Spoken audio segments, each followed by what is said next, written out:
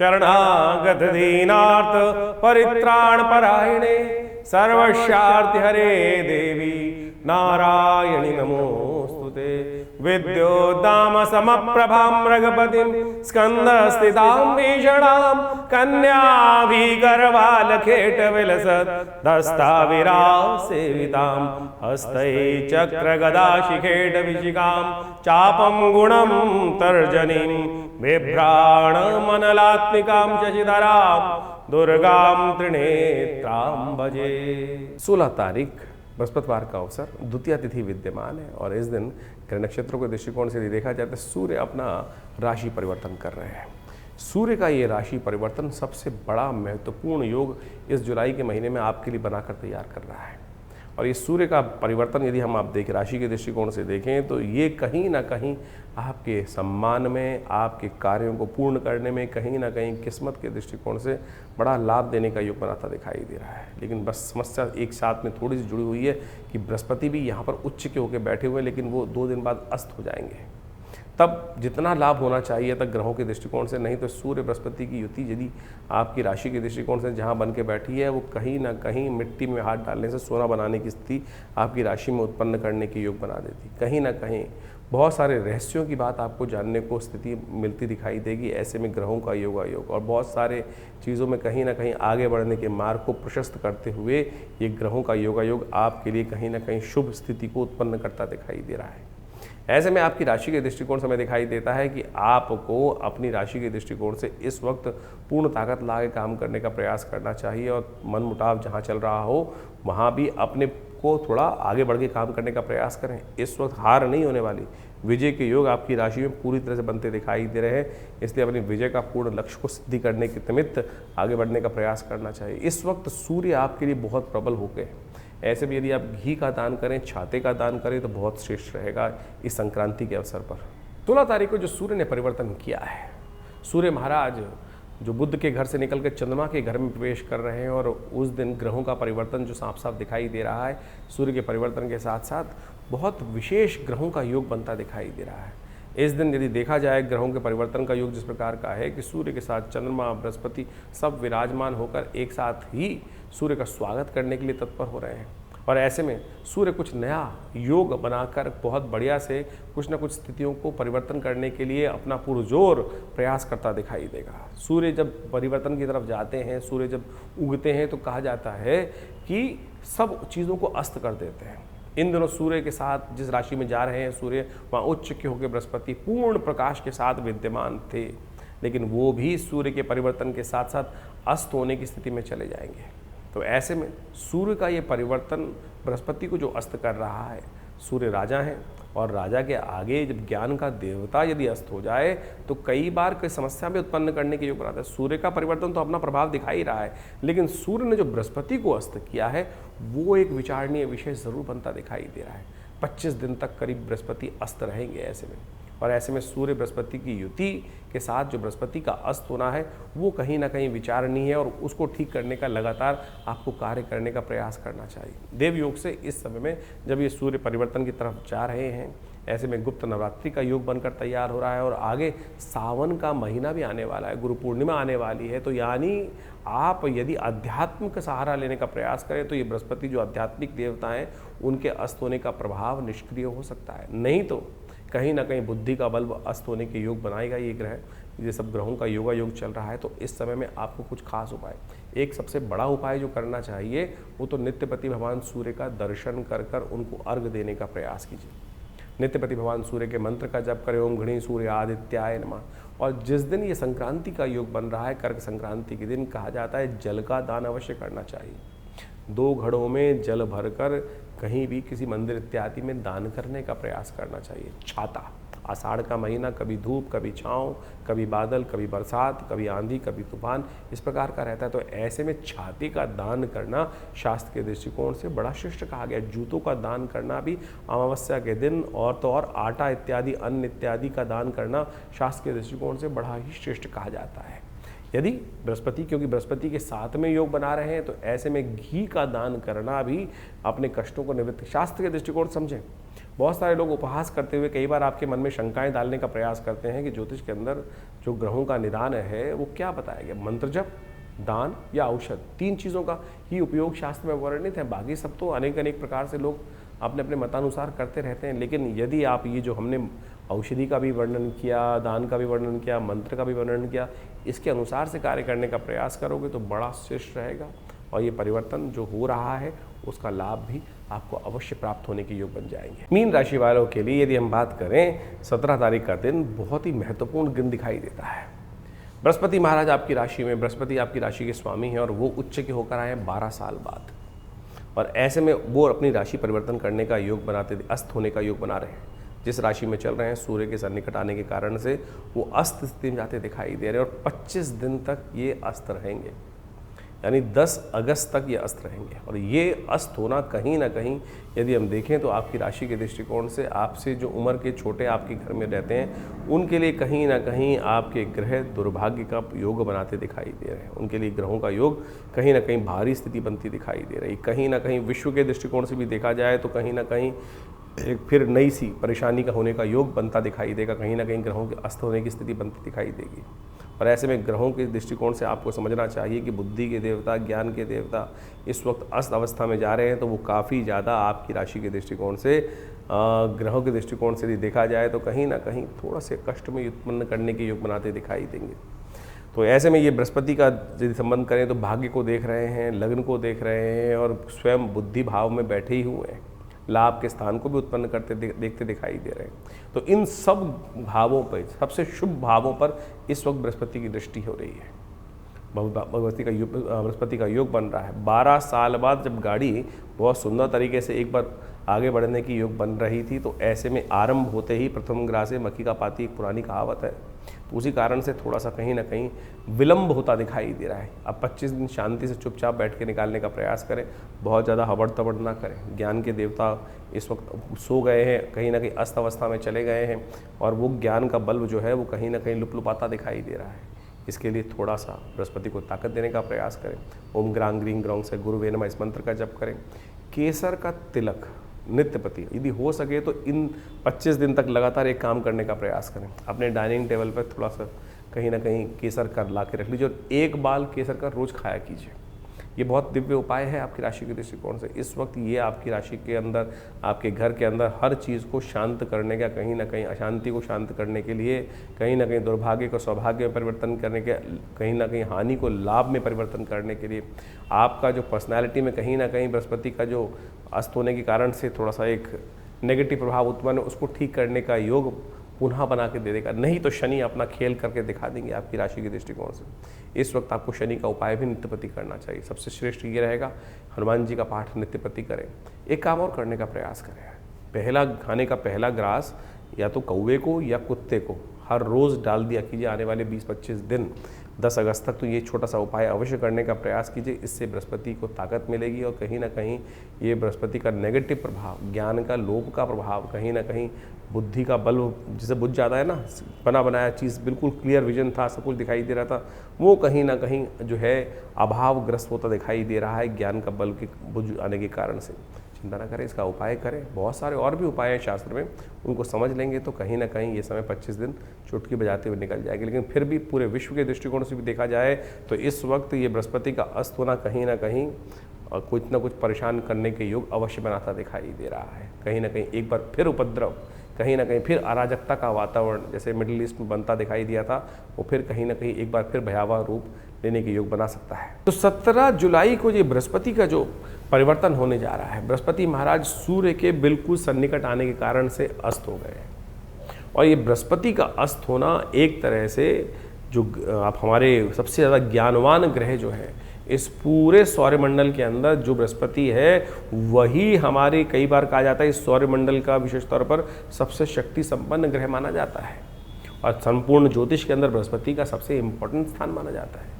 यदि देखें तो मध्य की धुरी यही है पूरे के पूरे सौरमंडल का ग्रह नक्षत्र ज्योतिष के दृष्टिकोण से, और वही अस्त होने जा रहे हैं। सूर्य अपने उच्च राशि में 12 वर्ष बाद यहाँ विराजमान हुए और जब अस्त होने का योग बनाए तो कैसे में कोशिश ये करनी चाहिए कि बृहस्पति के अस्त होने में कई बार कई प्रकार के नुकसान, ज्ञान का, बृहस्पति किसका प्रतीक है? ज्ञान का प्रतीक, सात्विकता का प्रतीक है, शुभता का प्रतीक है। और ऐसे में कई बार कई चीज़ों में बृहस्पति के अस्त होने से बने बनाए काम कई बार रुकने के योग बन जाते हैं। कई बार उम्मीद, बृहस्पति अभी 1.5 महीने पहले बदले और ऐसे में 1.5 महीने पहले बदलने से नई उम्मीदों को जगाने का प्रयास किया और बदलते ही सूर्य ने अपने पास आकर अपने उस बड़े बल के कारण से सूर्य के प्रकाश को भी कहीं न, बृहस्पति के प्रकाश को कहीं ना कहीं अस्त कर दिया। तो अब बृहस्पति जब अस्त हो गए, अब अस्त का मतलब क्या होता क्या है कि आप मान के चलें कि जब सूर्य क्षितिज से, सूर्य जब अस्त हो रहे होते हैं, जब देखिए अस्त हो जाते हैं तो आकाश में क्या होता है? अंधेरा छा जाता है। अंधेरा छा जाता है तो जो सूर्य के जो बाकी जो ग्रह है वो कहीं ना कहीं तारों के रूप में टिमटिमाते दिखाई देते हैं। और सूर्य जब पृथ्वी जब घूम के जाती है दूसरी तरफ से, जब जहाँ प्रकाश होता है सूर्य का, वहाँ सब चीज़ें उस प्रकाश के आगे लोप हो जाती हैं। और जो जो सूर्य के बहुत सन्निकट ग्रह हैं, यानी आप इस वक्त देखें जब सूर्य उदय हो रहा होगा तो बृहस्पति उसके बहुत सन्निकट है, तो वो आकाश मंडल में दिखना बंद हो जाएगा। तो अब उस ग्रह को अस्त बोल दिया जाता है, यानी उसका प्रभाव शून्य हो गया। ज्योतिष गणनाओं में कहा जाता है कि उसका प्रभाव शून्य हो गया, वो वास्तविक तौर पर अपना प्रभाव पूरी तरह से नहीं करेगा। अब जिन कुंडलियों में बृहस्पति का शुभ प्रभाव पड़ रहा था वो भी शुभ लोप हो गया, और कहीं कुंडलियों में योगा योग बनते हुए व्यक्ति के लिए बृहस्पति का अशुभ प्रभाव कुंडली में बन रहा था तो वह अशुभ प्रभाव भी कई प्रकार से कम हो जाएगा। तो आपकी राशि के दृष्टिकोण से आपको ये समझ लेना चाहिए कि कहाँ अच्छा प्रभाव है, कहाँ नेगेटिव प्रभाव है। उसके अनुसार से हम बृहस्पति को सात्विक ताकत देने का प्रयास करें। देवयोग से इस बार बृहस्पति जब अस्त हो रहा है तो उस वक्त गुप्त नवरात्रि चल रही है, और हमने ऐसा देखा है कि जब भी बृहस्पति कहीं ना कहीं कुंडली में, किसी की कुंडली में भी खराब हो, ऐसा व्यक्ति दुर्गा जी की आराधना करे, तब उसके जीवन से समस्त कष्ट दूर होने के अपने आप योग बन जाते हैं। तो ऐसे में कोशिश ये करें, आपकी राशि के दृष्टिकोण से हमने सबसे श्रेष्ठ दिखाई देता है कि माँ भगवती दुर्गा की आराधना, दुर्गा सप्तशती का पाठ, या देवी सर्वभूतेषु बुद्धि रूपेण संस्था नमस्तस्यै नमस्तस्यै नमस्तस्यै नमो नमः, इसका नित्य प्रति कम से कम 108 बार जप कर दीजिए। हो सके तो पीली चीज़ों का दान करने का प्रयास करें, माँ भगवती के मंदिर में जाकर उनको पीले वस्त्र अर्पित करने का प्रयास करें। और सबसे श्रेष्ठ रहेगा कि नित्य प्रति आप एक काम और करने का प्रयास करें। ये हल्दी की गांठ आपको मिलेंगी, इस हल्दी की गांठ से जो जल में डालकर उसको विशेष तौर पर हल्दी युक्त जल बनाकर फिर उससे स्नान भी नित्य प्रति कर लीजिए। ऐसे में ये बृहस्पति का अस्त होने का प्रभाव आप सत्य देखेंगे कि बहुत कम हो गया। तो इसका नित्य प्रति इस प्रकार से उपाय करने का प्रयास कीजिए और देखिएगा कहीं ना कहीं बृहस्पति का नेगेटिव प्रभाव जो है, बहुत छोटे छोटे उपाय बताएं। बृहस्पति का मंत्र है ओम ग्रांग ग्रींग ग्रोंग से गुरुवे नमः, इस मंत्र का नित्य प्रति जप करने का प्रयास कीजिए, बहुत सुंदर रहेगा, आपके कष्टों को दूर करने का योग बनाता रहेगा। 18 तारीख शनिवार का अवसर, पंचमी तिथि इस दिन विद्यमान रहेगी। ग्रह जो परिवर्तन की तरफ जा रहे हैं उनको आपको समझ लेना चाहिए, वो आपकी राशि के दृष्टिकोण से काफ़ी बढ़िया योग बनाते दिखाई दे रहे हैं। जो चीज़ें समझ में नहीं आ रही थी 1-2 दिन पहले, अब वो चीज़ों को समझने का रास्ता मिल सकता है और अपनी समझ पर पूर्ण विश्वास रखने का प्रयास कीजिएगा। बृहस्पति अस्त है लेकिन फिर भी कहीं ना कहीं अंदर बैठा हुआ जो सात्विक प्रभाव है उसका, वो कहीं ना कहीं अपना कार्य कर रहा है। और इस वक्त चंद्रमा बदलने के बाद से कहीं ना कहीं वो स्थितियों को थोड़ा सा सपोर्ट करने के योग बनाता दिखाई दे रहा है, लेकिन खर्चे बढ़ने के योग दिखाई देते हैं। अननेसेसरी खर्चों को अवश्य कंट्रोल करने का आपको प्रयास करना चाहिए, नहीं तो ये कहीं ना कहीं आपके लिए भारी पड़ सकते हैं ग्रहों का योग। शनि अपना खेल दिखाना शुरू कर रहे हैं पुनः एक बार फिर, इसलिए शनि का थोड़ा ध्यान रखने का प्रयास कीजिए। शनि महाराज फिर एक बार रुद्र रूप में आपके समक्ष आते दिखाई देंगे। हो सके तो एक काम करें, सुबह सुबह अपने रोटी का पहला हिस्सा एक निकाल कर कुत्ते को, काले कुत्ते को डाल सकें तो बहुत अच्छा रहेगा। ये उपाय करना आपके लिए श्रेष्ठकर है, कहीं ना कहीं कल्याणकारी योग बनाकर दिखा सकता है।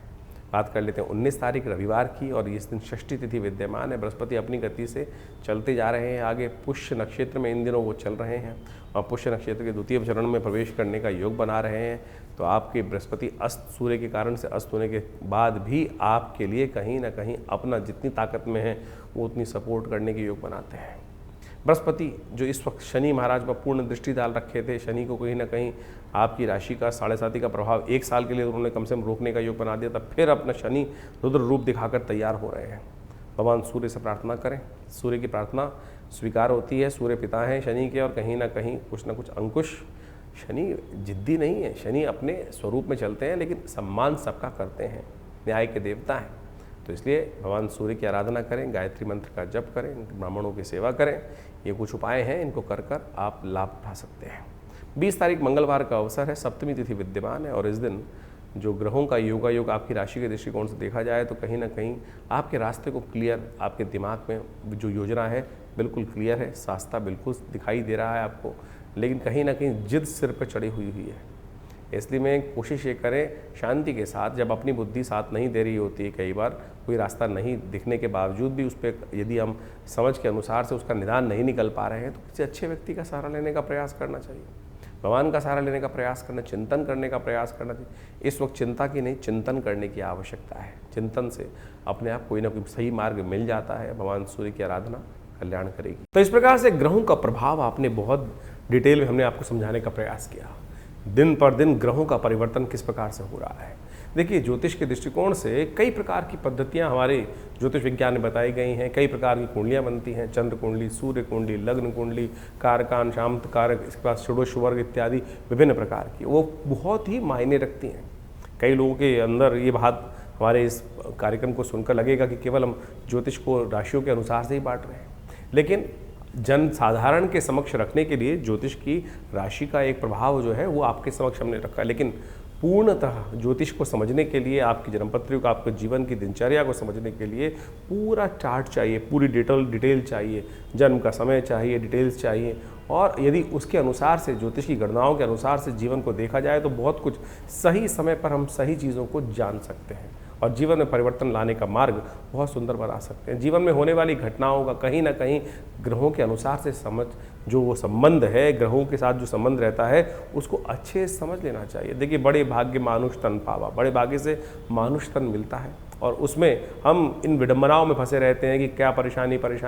ज्योतिष का आविष्कार, ज्योतिष के सृजन इसीलिए किया गया है कि समय, बड़े भाग्य मानुष तन पावा कि एक बार जन्म मिला है और उसको हम ठीक सही से, जो अपने पूर्व जन्म में कृत्य कर्म है उनसे बचते हुए, उन दुष्कर्मों से बचते हुए शुभ कर्म की तरफ कब कौन सा कर्म कैसे करना है, टाइम बर्बाद ना हो, जिससे समय बर्बाद ना हो, उस चीज़ को समझकर कार्य करने का हमें प्रयास करना चाहिए। इसलिए ज्योतिष का ज्ञान अवश्य लेने का प्रयास करना चाहिए। भविष्य में कब कौन से मोड़ पर किस प्रकार का जीवन में कार्य हमारे समक्ष आने वाला है, कौन सा कर्म कहाँ किस प्रकार से आएगा और दुष्कर्म से बचने के लिए किस प्रकार का कर्म हम कर लें तो कैसे भार कट सकता है, ये ज्योतिष की ग्रह गणना बहुत आसानी से हमें बता सकती है। तो इसके अनुसार से आप सोचें, समय समय पर हम विभिन्न प्रकार के कर्म करते हैं, उससे जीवन में दुर्भाग्य सौभाग्य में परिवर्तित हो जाता है। जैसे आजकल गुप्त नवरात्रि चल रहे हैं।